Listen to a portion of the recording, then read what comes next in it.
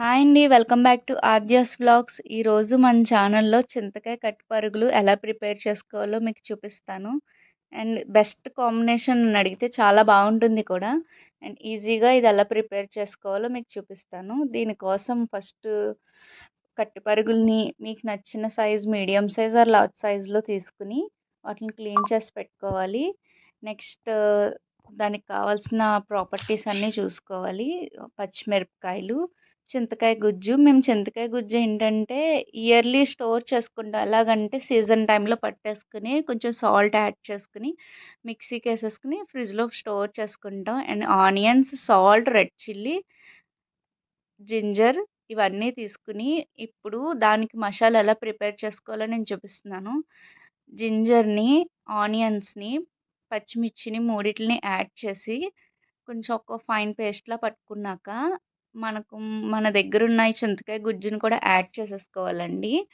నేను ఇందులో కొంచెం సాల్ట్ ఏసుకొని స్టోర్ చేసుకున్నాను కాబట్టి కర్రీలో కొంచెం తగ్గించొచ్చు.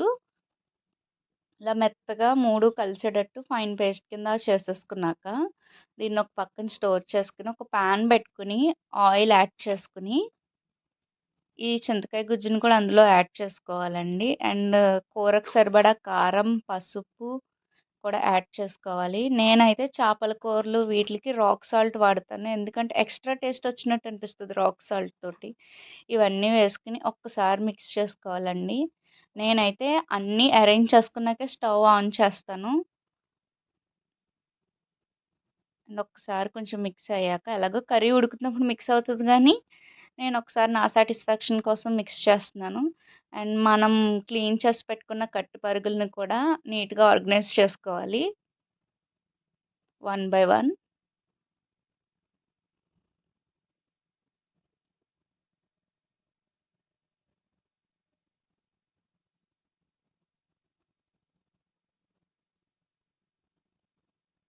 చేసుకున్నాక కూరకి సరిపడా వాటర్‌ని యాడ్ చేసుకొని ఎక్కువ వాటర్‌ని పోసుకోకూడదండి. బాగా ఉడికిపోతే ముక్క విడిపోతుంది. సరిపడినంత పోసుకొని దీన్ని గరిటెతో తిప్పడం కన్నా ఒక క్లాత్ తీసుకుని చే నేను చూపించినట్టు కుదిపితే చాలా బావుంటుంది. ఫస్టు హై స్పీడ్‌లో పెట్టుకొని కొంచెం ఉడికాక మీడియము కాదండి, హై కాదు.